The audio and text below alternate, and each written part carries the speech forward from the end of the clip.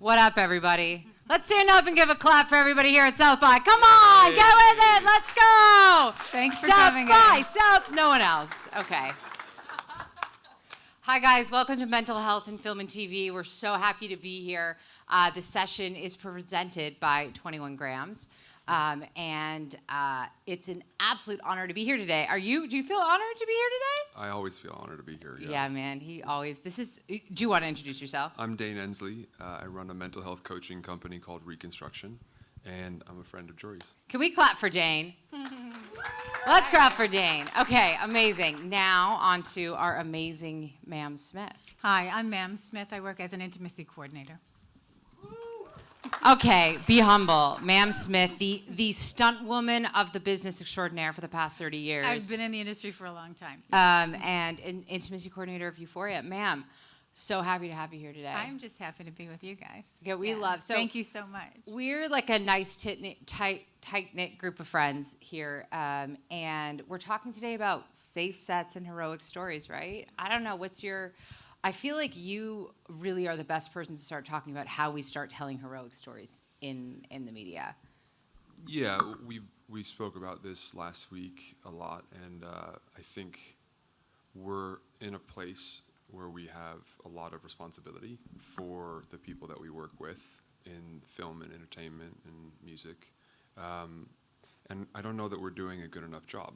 And I think heroic stories are everywhere in this space, and I think that people unfortunately find it interesting to watch people in the media and watch people in the public eye especially go through these transformations, and it's brutal, and it's my own personal transformation was incredibly uncomfortable, and I think as we progress forward with at least our agenda in this kind of think tank that you've built, I think that we have to look at how we bring about the heroic stories that really are inspirational, right? And that bring people together rather than ostracize or criticize people. Or depress people, right? Sure.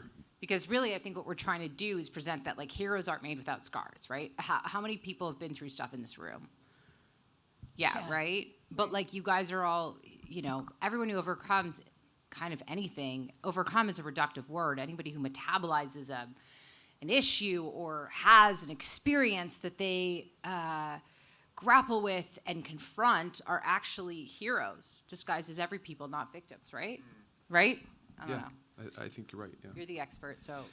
Yes, but even as an expert, it's I'm always interested in what other people think, and I'm really interested in what you think and what brought you to the place where you've created this this group and this company, and the focus is on people's stories and people's experiences with transformation and transcendence. That fascinates me as a professional, because as a professional, I could speak about the clinical issues that are pervasive in behavioral health, and I could talk about, all that boring stuff in a boring way. But I think when you humanize it and you create those stories, the heroic stories around the people, it becomes wildly interesting.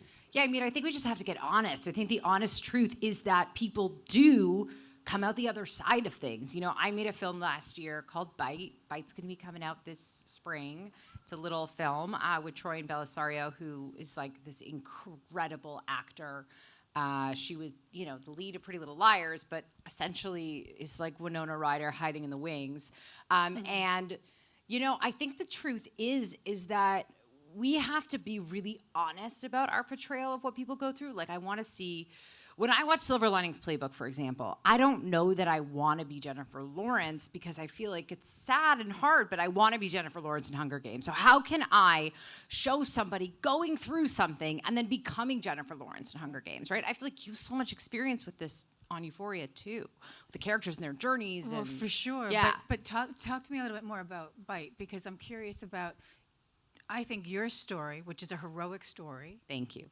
and I don't know if our audience knows about Bite, but why don't you give us a little bit of a input around what was the motivation for you to go through an experience, to come out the other side, to be inspired, to share that as an inspirational story? You're so sweet. No, I mean, but I think that's really where we should start. I That's a great appreciate place that. to begin. Yeah, I mean, you know? listen, I live with something called complex PTSD, which is a disability, in the government. I'm also on the autism spectrum. I have ADHD, and I have a nonverbal learning disability. And, I, throughout my life, I've struggled. I've had things happen, right? So I have a diagnosis of complex PTSD. And essentially, Bite is a story of someone who puts voice to their complex PTSD and stops the cycle of it. That's what Bite is.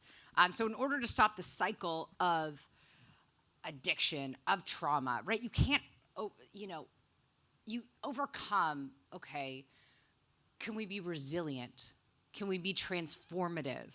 Can we be bigger than what holds us back? Can we learn how to get into the present moment, but still create these really fun commercial movies? I mean, I want to make action movies. I want to make Barbie, right? But I want to say something with it. Right. You know what I mean? And so that's what Bite is for me. It's kind of the first foray into that. But I mean, it really only comes from the idea that the soul has weight, and everything that anybody overcomes is really just forced to move with. Right, but that's the inspirational part. The fact that you Yeah. have the courage to tell this story is also inspiring, Yeah. because that's what it takes. Yeah, I mean, I think in life, you have a choice. You either have a choice to face life or turn away from life, and I choose to face it, right? I feel like you know that from your story and kind of overcoming or facing what you've faced in your life, right? Yeah, in a major way, for sure. It's about getting better, and it's about staying better, and then Yeah. it's about transcending that experience entirely. I think that is sort of master's level wellness, Amen. It takes a long time, and it isn't easy, and it shouldn't be. I think anything worth doing in life should be hard. But if you can experience the pain and process the pain, and then move entirely away from it in a way, while still understanding it was there and learning from that experience, it's about as impactful as it gets. But it ends up being fun when you get, when you overcome, when you go through recovery, it's actually really fun, right? Yeah? Yeah? Was your recovery I guess fun? So, yeah. I mean, it was brutal. Yeah. It wasn't all fun. It was kind of gnarly, though, in a fun way. It wasn't all fun. It was, you learn how to have fun eventually, right? You, like anyone we work with, anyone that comes through the doors at our organization, the idea is to get them to be in their body and Yeah. to really understand that the recovery process from whatever that is, right? I mean, it could be substance use disorder stuff, it could be other behavioral issues, but eventually the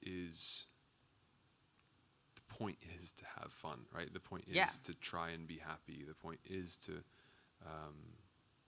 I just keep coming back to that word, transcend. Yeah, transcend. And I think the cool thing about that is that, ma'am, you know so much about intimately being in your body. Is the intimacy coordinator on Euphoria, holy moly, right? And we work together on Bite, and you show up. But I think it's so, ma'am and I, we went to the Meadows. Yeah. The Meadows together, Treatment Center in Arizona, separately, not yeah. together, but separately.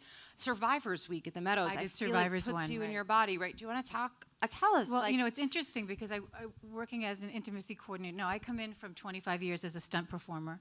I worked as an actress before that, and I did performing at Cirque du Soleil and very, very physical action. So I have to be in my body when I'm working, and that was a journey. That I did it naturally as a kid, and then when you go through trauma, which we all do, and everyone does, finding a way to not escape, not leave my body, not detach, disassociate, but really be physically present is a journey I'm still on, because I have to still, working on television shows can be really stressful. Being not responsible, but supportive to people who are really trying so hard to do their work, dealing with their own issues, dealing with the issues of the show, holding space for that. It's challenging to be that supportive and then still grounded in my own body. And so, I have to use my practices. I recommend them to the people I'm working with, but I have to constantly remind myself. So it's, I feel like there's no end to this. Yeah, it's an inside job, right? Absolutely. Everything it's you an do on the inside outside job. is something you do on the inside, right? And I think that, the cool thing about it being an inside job is that we can't try and solve these problems in the world, which I think, hopefully everybody here is interested in solving, equitable, safe world that we all want to live in by having unsafe sets. We can't solve the world's problems by creating problems on set, right? I feel like you have so much experience with that, going to sets with people, and Dane has all of this covert Maybe you should experience. explain Yeah. too, what you do, because you do Yeah. go on set. Like, I didn't know. Yeah. Yeah. Yeah, I've seen that. Yeah, I don't do it so much in person anymore, but as I was building the business that we have now, I was working as a coach, a mental health coach for artists in the industry and working with them in their place of work, right? Yeah. And oftentimes that was a foreign film set in the middle of nowhere in a, exotic locale.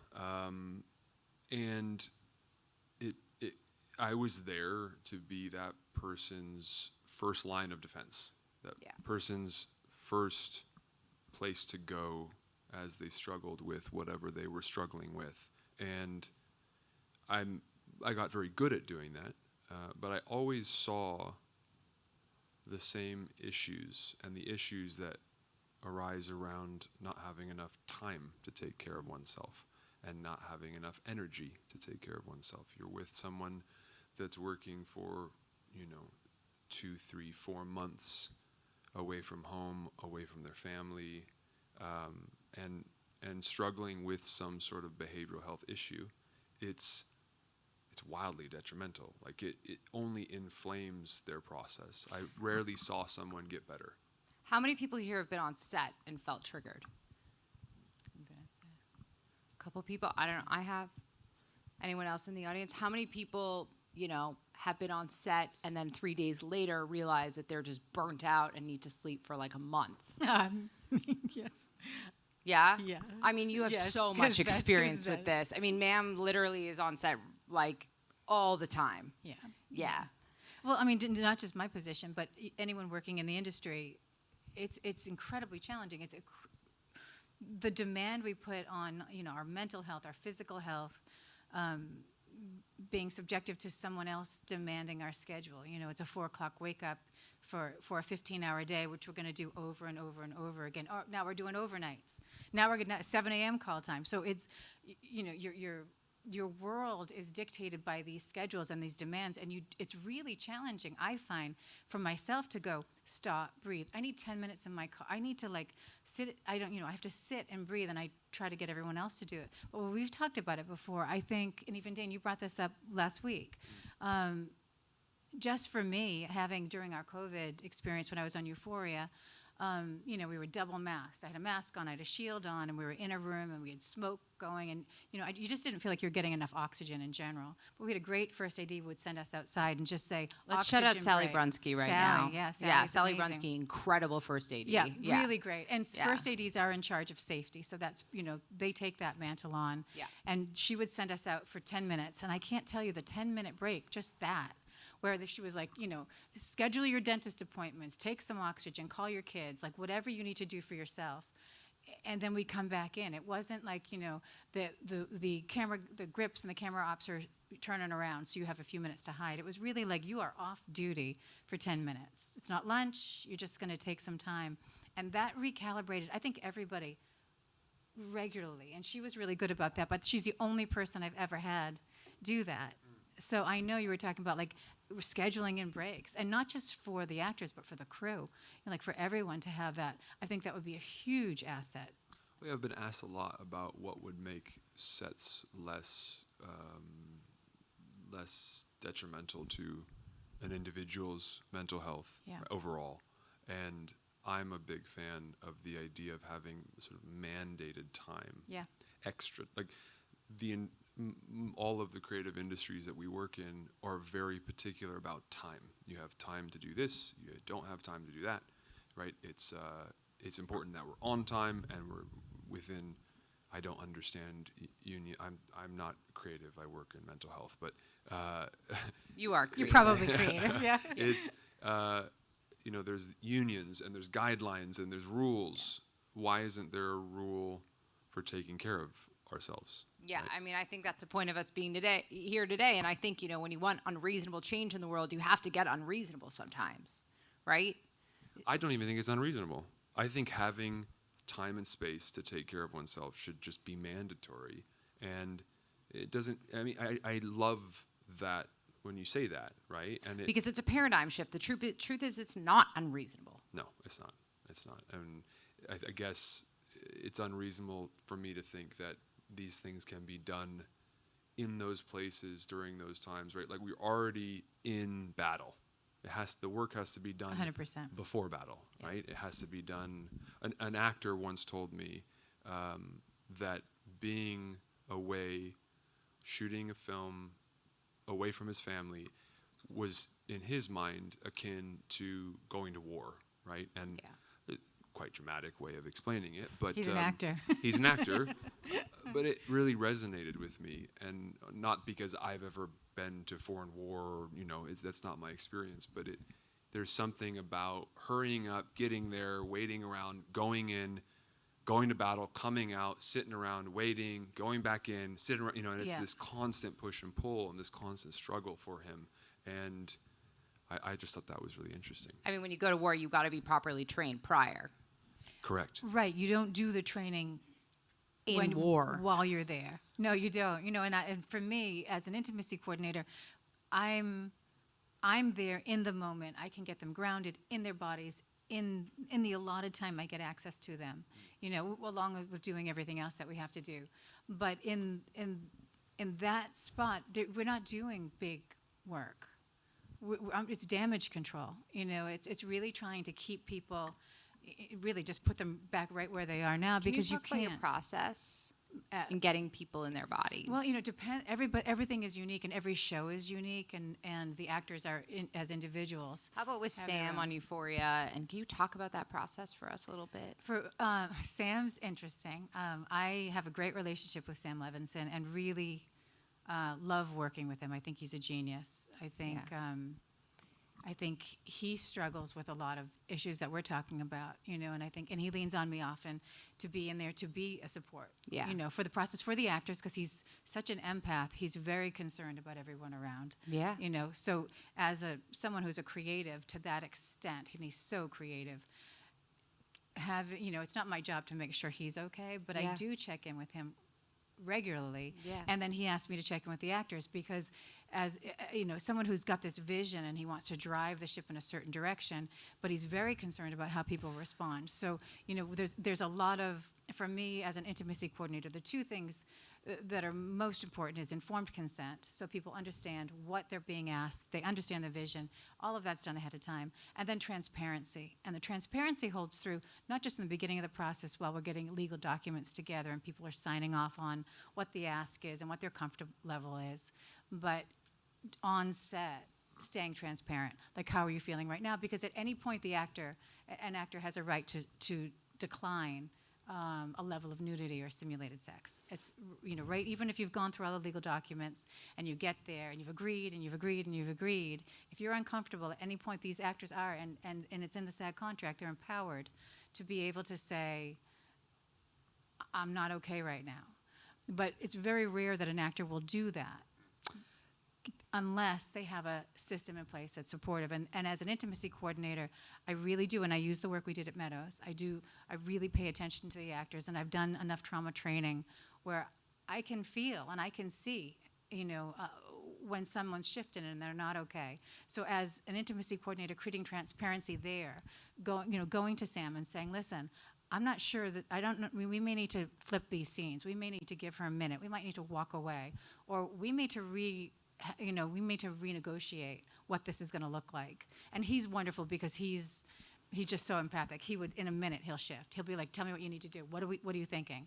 And then we'll step in. So the process of staying transparent throughout, but having someone outside of the ADs and the director, having their eye on the actor is important, because everyone on a set is working maxed out with what they have to do already. So Yeah. adding someone's mental health to that, costumes are constantly put in that position where they're the first line of defense because they're, in there fiddling and really close, and she'll say or he'll say, "Oh wow, I don't know if I'm ready for this," and they go like, "What can I do? I can only like button your shirt for you," and Yeah, but we have to So they- ask people to do more, and it's Well, cool because the you director's can, job. but it's tricky Yeah. because I think that's why having an intimacy coordinator is where they can say, "Ma'am, I don't know if she talked to you, but I think she's a little uncomfortable. Could you step in?" And then I can say, "Hey, Sam, I'm going to need a minute," and I would go step in. And it didn't really happen on Euphoria; it's happened on other shows.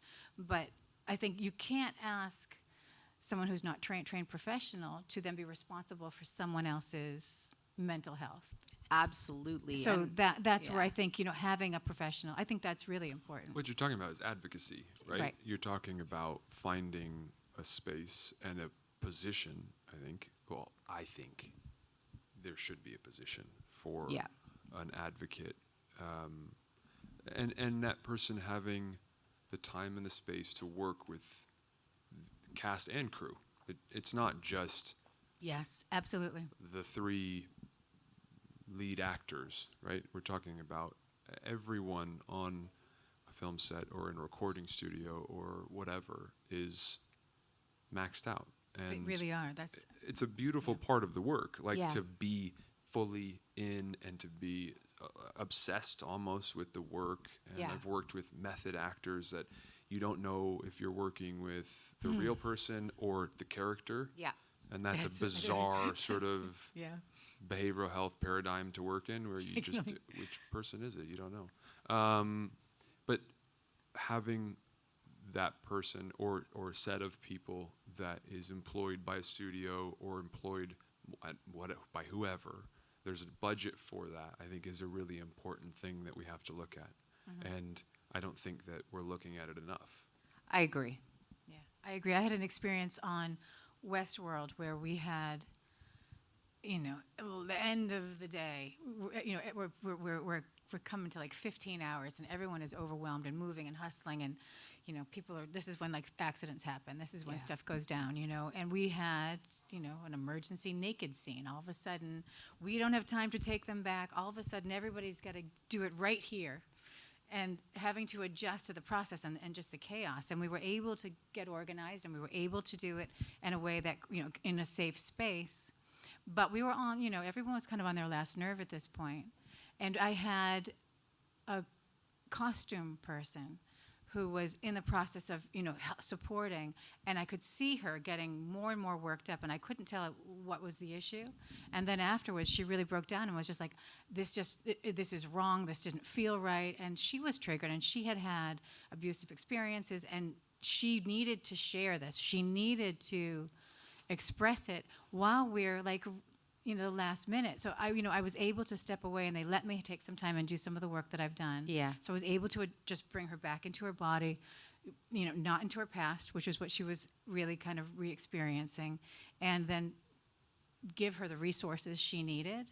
Yeah. But it would have been absolutely ideal to have someone where we could say, she's going to step away and take care of herself because it's necessary. I mean, that's why I have always had a therapist available to anybody on set when I direct, because I think a director's job is a filmmaker's job, whether you're a writer, any part of the making, the producing, is to hold the vision, know the vision, is to intuit, to channel, to be present, and then to keep everybody safe.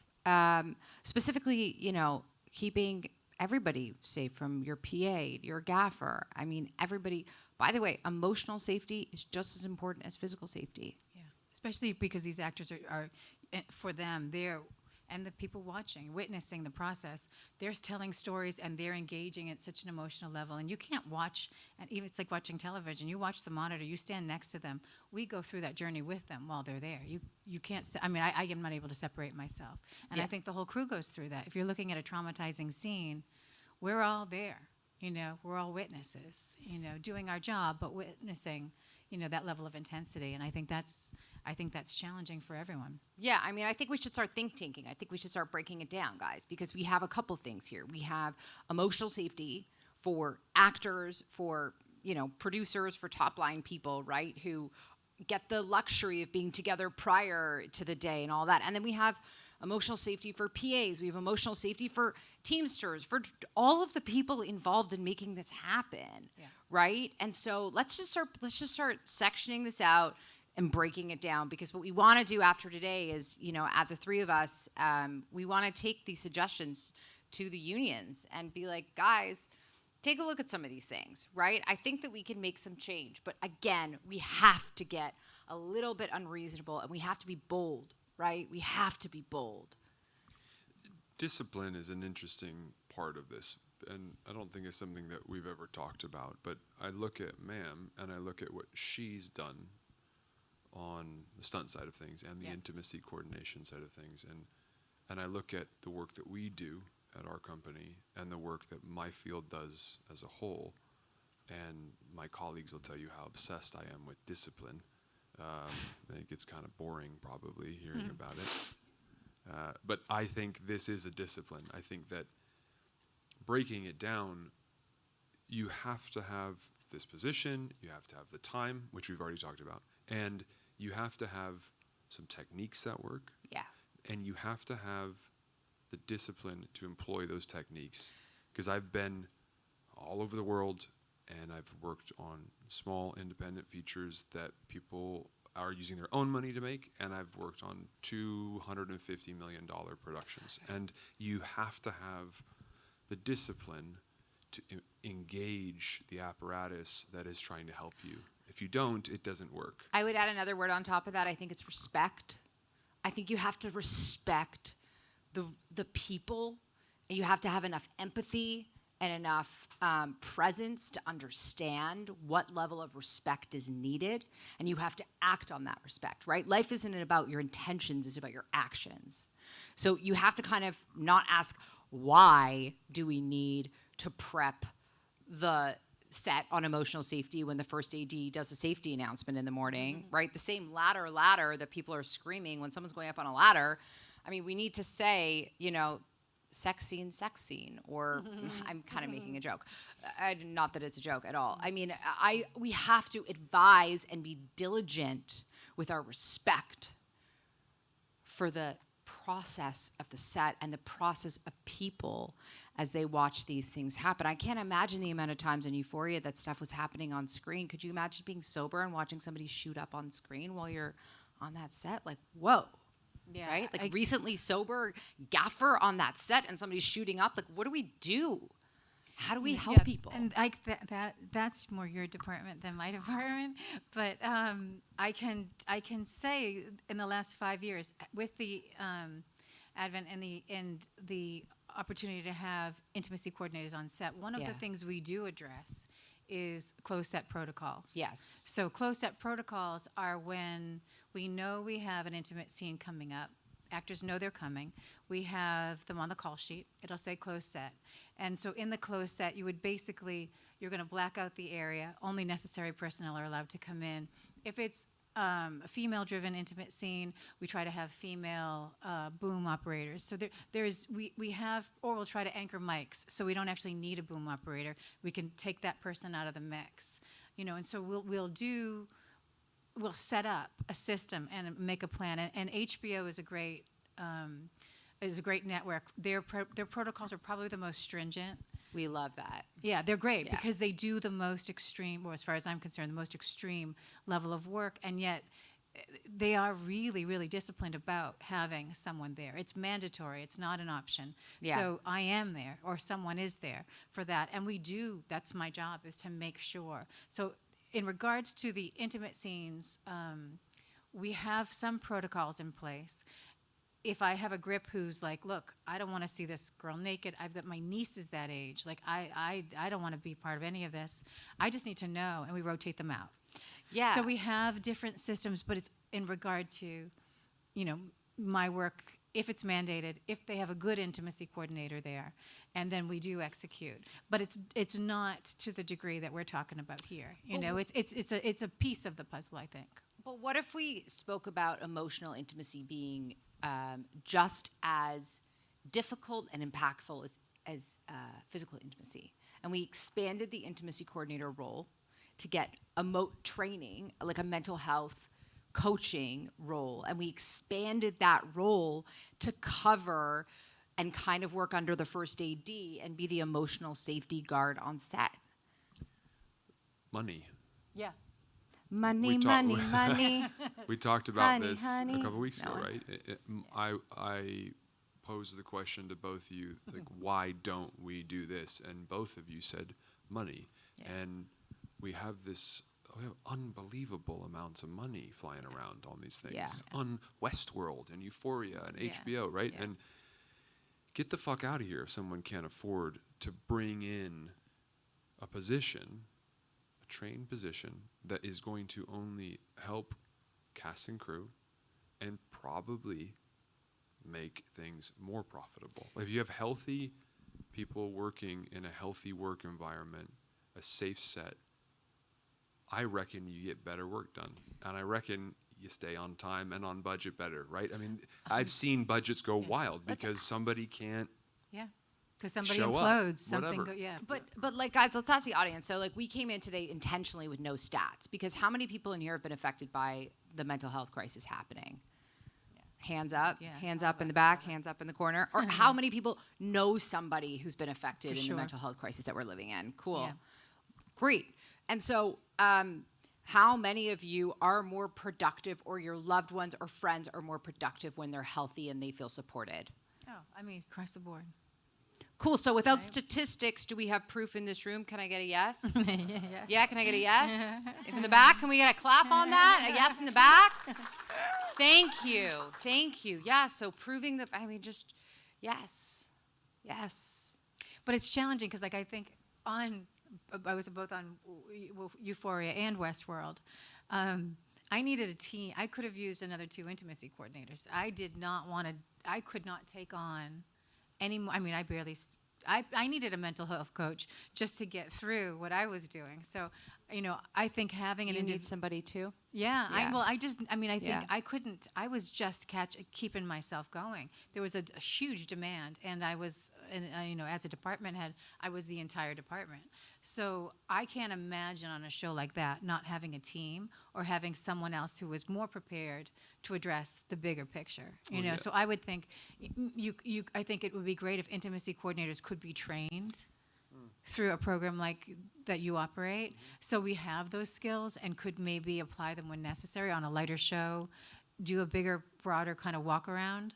But on the shows that I seem to get hired for, they're so intense that I would definitely want someone else checking in with my actors, with the crew, and with me periodically, because it's just really challenging. Well, also what you're kind of getting to is the idea of a hot wash or a debrief, right? Like, when you have such an intimate scene or a crisis-driven moment in the workplace, it's important that is then debriefed, and we do it as a company, right, with our coaching staff, and we don't just work in the entertainment industry, we work with families and individuals all over the world. And we'll be on a 6-8 month case, and we'll have multiple coaches and managers working with those families.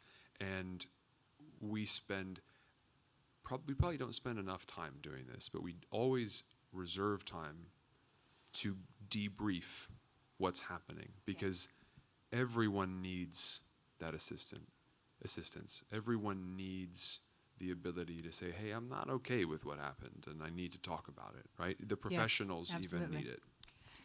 I mean, That's yeah. the same thing I've experienced with when I'm doing the intimacy work, especially if we're challenged, we're going in and we're going to do some, say it's a level of nudity, and the actress is like, I've committed to this, I want to do it, I'm just trying to get my brain around it, I'm gung-ho, I want to do this, I'm going to do it, and I go like, we're going to breathe, we take our time. We're in a good position now, because with the SAG-AFTRA contracts, we now have a 48-hour period. So someone will get all the information they need, and they aren't able to be given this information and then rushed out on set. Like, how about we do topless?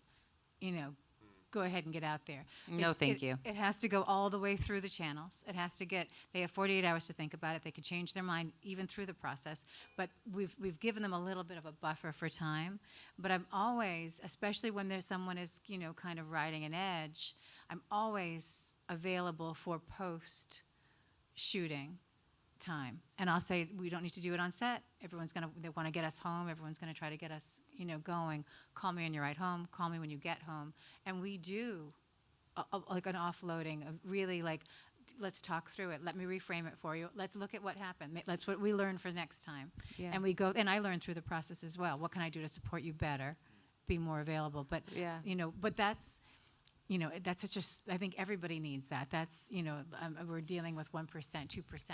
Well, I think, right sizing my bite against Euphoria, Ma'am and I, when we were making Bite, there's a lot of intimacy in it. And it's, my true story. And so as a director, directing an assault that happened to you,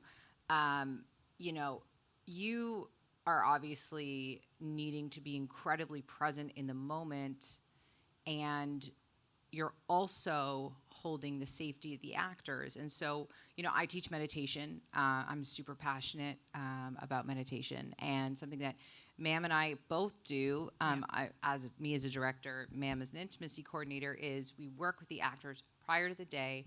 I sit with any actors on any size, kind of set, whether it's a music video or it's something narrative, and I teach them a specific type of meditation where they get grounded in their body, and they go into another vessel. They go into the vessel of the character. Yeah, I do the same work. And then at the end of the day, we put them back into their body, into their physical self, and we let them out in the world. And we can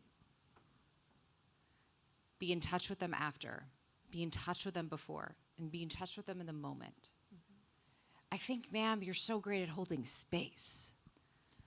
I mean, I think that's a lot of what this position is. Yeah. But you can't hold the space unless you've had some of the training. Unless it's a challenge. You have to ground yourself. You have to be present as well, because my position is a lot of like intense listening. Really like being able to be available. And just to be present for them. And sometimes, when people are acting and they're stressed, it doesn't take much for them to get re-anchored and grounded. I'll see them and I'll be like, I could make eye contact, and I don't even say anything. I just make eye contact, and they'll be like, I'm okay.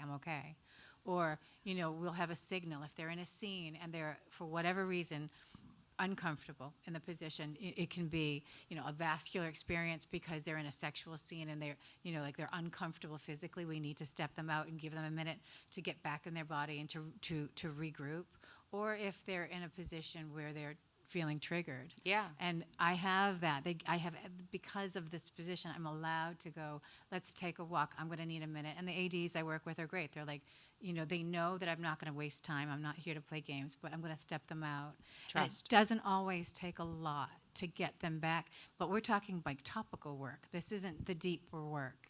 This is just, how do we get through our day? How do we shoot this scene, which is an important piece of the scene because it's part of the story we're trying to tell, in that moment. But, it is very topical in that sense. But the job of the actor and the job of the industry is, right, to explore the human condition. How many of you guys understand yourself better when you see something and you notice something about yourself in something? Can I get a raise? Yes, me.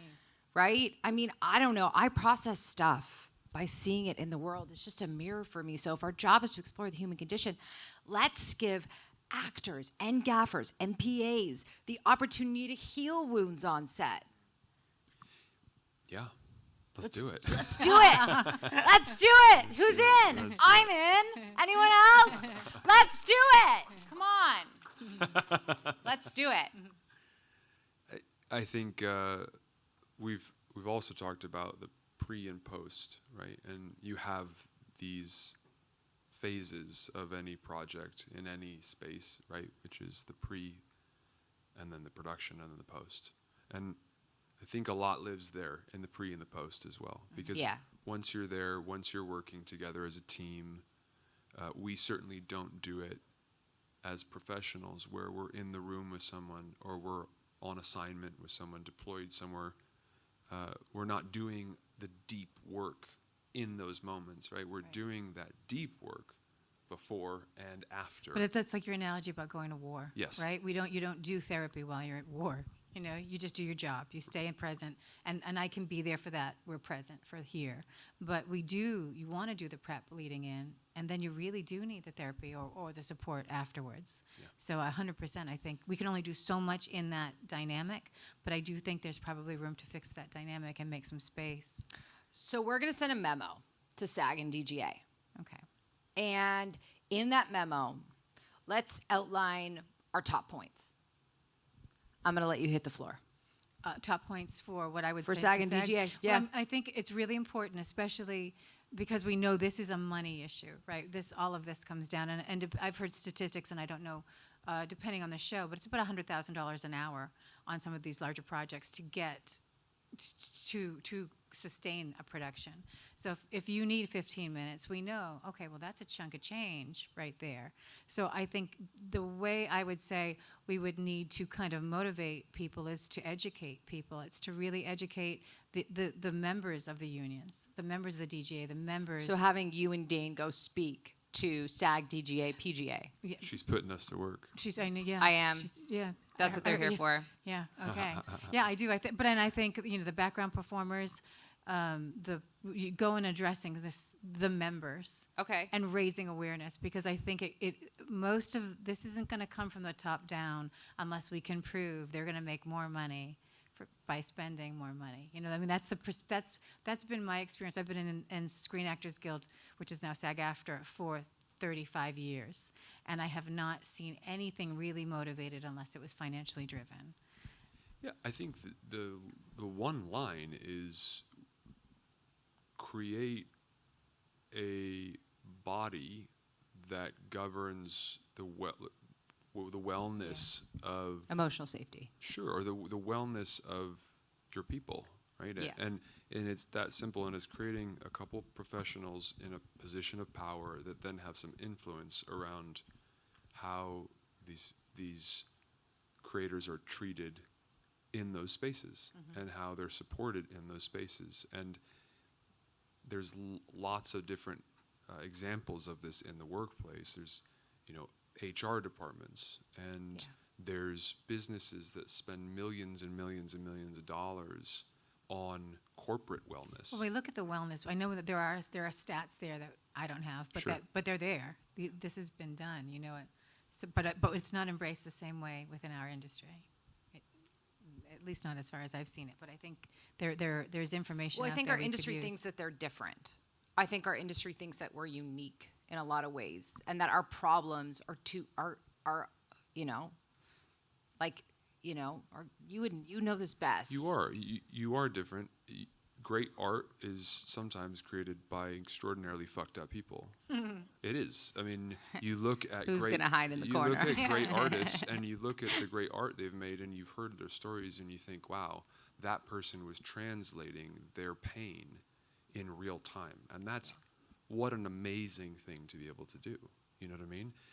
I don't know. I'm not gonna talk about or go down the rabbit hole of if you remove that or you start to heal that, is the art as good? I'm not.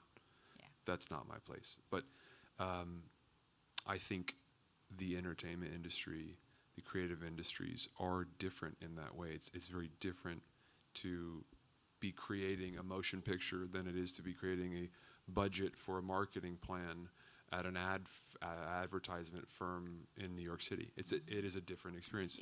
Yeah, so we embrace the differences. The plan is to go. Our first suggestion is to bring to SAG, DGA, and I think also the PGA, essentially a suggestion. And IATSE too, because IATSE is for our camera department. Yes. Grips. Yes, And- Teamsters. Teamsters are separate, but Yeah, and I think WGA it should be included in this as well, even though they're not. Writers should be on set. They should be on set. Yeah. But the initial suggestion is training and awareness.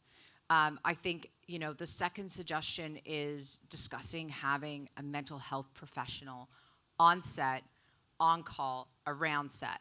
not only for when things hit the fan, prior, in prep, and in post. Can I get an amen? Amen. Yeah. I also think it's worth got an amen. quickly noting that if you are creating an experience or something, whether it be a film or TV show or a piece of art, and you're not in a place to afford that currently, because there are no guidelines for this, and it will take time to do these things. But if you're looking at bringing on someone to have you be helpful in the intimacy coordination or the behavioral health aspect of doing these things, it's important to look around, because there's a lot of mental health professionals that would be bang up to be a part of something like this, and it wouldn't be expensive. I know a few that would probably volunteer their time, right? So we talk a lot about how much money this would cost and how much money it does cost, and we all get paid salaries to be places and do things, and sometimes, and you know this from making independent films, is you can't, it's very small, right? I mean, Yeah. that's what I know of it, but It's I'm not. scary small, and there's nothing more important than maintaining the safety and integrity of your set. Yeah, that's true. I agree. Does anyone else agree? Can we just lighten this up, get an ow for the back? Woo-hoo! I love it. Okay. She's a little bossy. Yeah, me. I'm a director. You have questions. We've got some We have questions. Who wants to questions. answer some Q&A. questions? Okay. I'm gonna pass it to the guy on my right. Can you discuss the importance should I say people's names? Let's yeah. Do you have a question? Let's hear it. We'll start with you. Right, so I thought going to crew for us things that we can implement right now with our crew or our set, and I really like your suggestion of the mandated break. But in that, do you have in your study and all the stats anything that is okay, well, if you have this 10-minute break in a span of 8 hours, that is, do you have anything like that that would be helpful? I mean, because, yeah. Yeah, sort of. I do. There is a lot of research and a lot of data to support spending time before engaging in the day for oneself is wildly beneficial, right? I have a particular protocol that I wake up with every day. I have a wildly busy schedule. I got to be on a plane here or there, whatever, and I'm pretty disciplined and protocoled around that. So I think even before people get to work, right, there's that part where you're being disciplined about your time and your energy. You're engaged in simple practices, meditation, exercise, proper nutrition. I write and I read in the morning for 10 minutes each. It's not like I'm sitting there writing a novel, right? It's just to get what's in my head out and to move on. I'm thinking with your crew, or your small crew. Sure. So I'm a journalist, and it's been when it's a younger, newer crew, I'll tell them okay, well, any little downtime you have, enjoy it, because you don't know when the shit's gonna hit the fan, and how long you're gonna go. So you have to take this couple of minutes. Don't try and busy yourself in this, because we could go for the next 10 hours without stopping. So In my experience, is every 3 hours, someone needs about 10 minutes. That's personal. I don't know that that's actually a statistic. That's just what I've noticed over the course of my professional experience and personal experience. I think there's probably certain demographics or there's certain populations that would do, young people and children could only go an hour max. Right? I think it's probably less because the attention span over the course of time is decreased. And so it's the same with the emotionality of things, right? It's you only have so much output until you need a break. 3 and 10. 3 and 10. 3 and 10. 3 and 10. Okay. Can you discuss the importance of collaboration between entertainment and mental health experts in creating narratives that promote empathy and understanding? Wow. Reconstruct. I mean, you guys had such a good comment on that earlier. From reconstruction on wounding And That's a really good question. Can you discuss the importance of collaboration between entertainment and mental health experts in creating narratives that promote empathy and understanding? Yeah, I mean, I think if I'm getting the question right, it's how do we restructure and reconstruct and promote the narratives that empower, yes, but honestly, empower. no like fluff, real Yeah, honest. This is a huge question and a huge task, but it's about creating new culture. I think it's It about is. it's about looking at the way we treat each other and changing that. We walk into a grocery store and you check out, and there's like all these magazines about this famous person doing this terrible thing and that famous person suffering that. And I look at these people and just think, man, they're all suffering, and how terrible it is that it's just like out in the open, front and center, and we're not restructuring the narrative around, hey, this person's, and I think we're slowly starting to do that. Yeah, and I think, when you're writing and when you're thinking about your shots as a director, you have to be really honest and talk to experts. Like, you have to know what you don't know. And you have to lean on people that understand things, like understanding how codependency works and how it's a cycle, understanding how trauma works and how it's a cycle, spending time with, if you're writing a character about someone who's schizophrenic and you're not schizophrenic and you're writing a character, you better be spending a lot of time with somebody who's schizophrenic. I don't believe that you always have to only write from personal experience, because then it would be like, for me, it'd be like, hey, trauma stories only. But, I really, really believe that, you got to get honest. You got to get real. It's going to cut through. It's a huge question. I think we could spend a whole other hour talking about just that one question. Come follow us on the road, guys. We'll be, we're just like, we're like a troupe, a circus troupe. Okay, next question. Thank you very much for your question, by the way, and yours. As someone who is also neurodivergent, hey, I have found that seeking support or treatment is notoriously neurodivergent, unfriendly. Amen. How do you build a support system? Such a good question. Yeah, it's good. I'm just going to give a really quick personal anecdote, and then I'll pass it on to the experts. This week, I was prepping for South by. Shout out to Austin, Newark, Yes, Brooke, yes. Jim Colmar. Everybody at South by is so ridiculously amazing and incredible. And I had a question for the publicity team, I emailed them saying, hey, I am dyslexic and have a learning disability, and I have a hard time writing this email. Can somebody give me a call? And I had a call within half an hour. And I think South by does it right. I think that advocating for yourself is very scary. I'm personally very scared of being seen. This is the first time I'm sharing this, with a group of people. But I believe you build a support system by picking the right people, asking questions. And, my personal perspective is never ask why things are happening, ask how and what the solution is. So if you don't know what the solution is, you can always ask how. Yeah, I think for me, I'm a dyslexic as well, and most of my life has been dictated based on, early childhood learning disabilities and real challenges, because when I was growing up, it wasn't addressed. It wasn't really even diagnosable at that point. But I think it's interesting when you ask, how do you build a support system?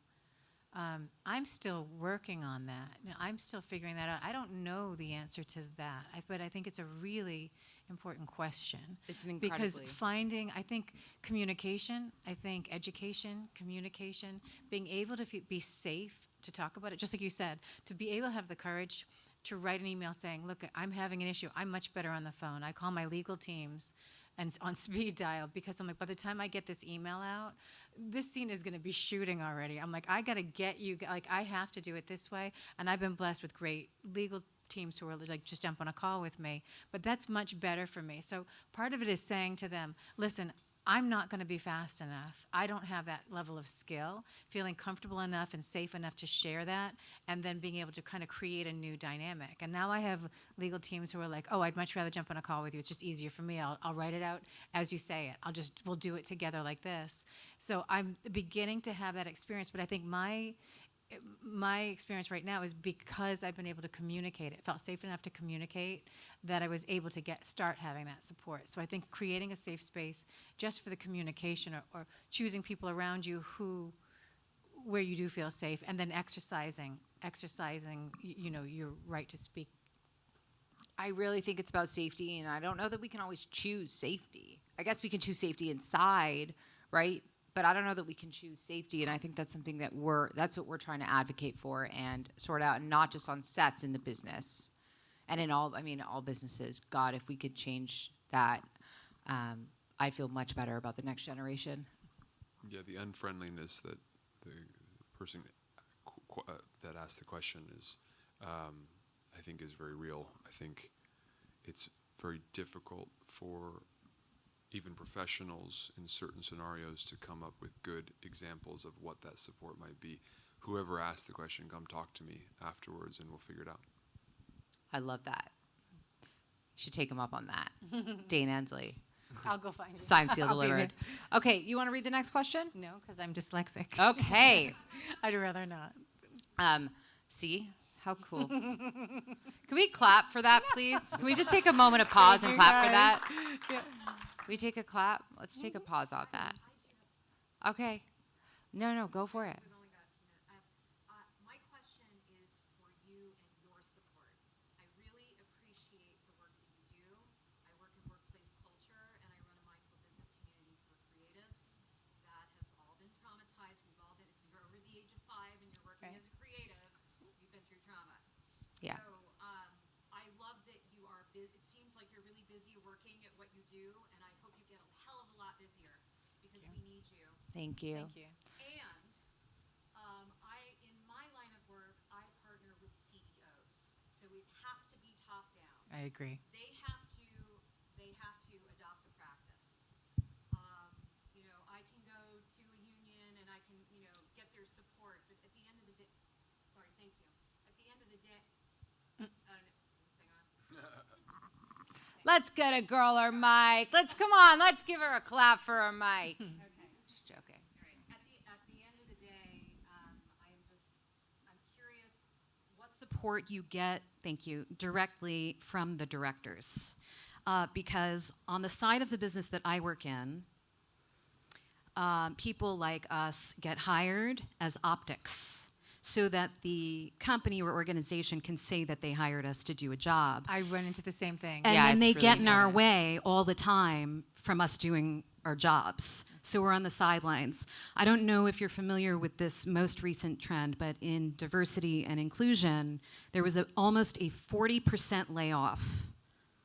Oh, I saw that, yeah. There was a huge hire, optics, because we should have diversity and inclusion in our company, and then a huge layoff. Yeah. What a fucking shame. Yeah.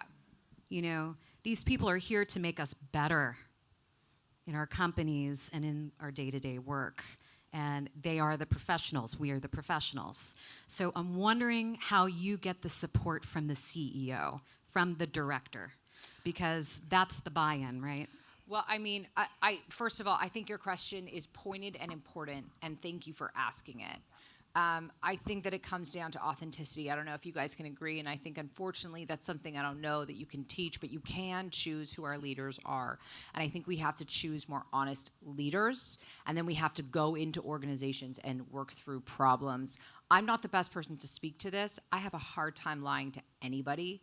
I am, I used to be good at it. yeah, So you were well practiced. Can you You were tell disciplined. us? Tell us what you think, Dane. I think it's going to be hard.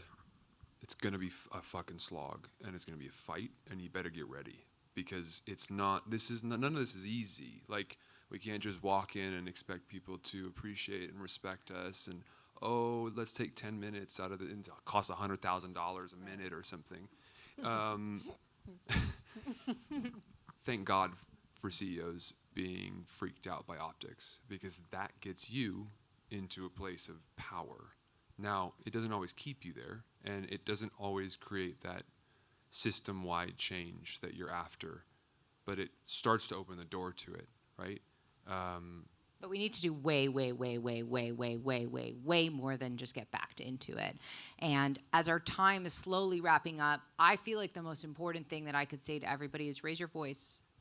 If you have a voice, use it. You've been given a voice, use your voice. Because at the end of the day, when you use your voice, you never know what can happen. And I feel like you agree with that. You know, you've been through that in your life, and you've been through that in yours. And we just want to use our voices. Because I think that if we can all learn to use our voices, then maybe we will have an ideal future for mental health representation in film and TV in the future. Well, we certainly won't if we don't. Well said. Mic drop. Thank you so much for coming to Mental Health in Film and TV. Thank you, guys. We love you. We appreciate you. And we can't wait to keep coming back. Hit us up, 21 grams. You can follow us on Instagram. And we're just starting. This is officially launch day. So let's go, baby. Let's go. Thank you guys so much.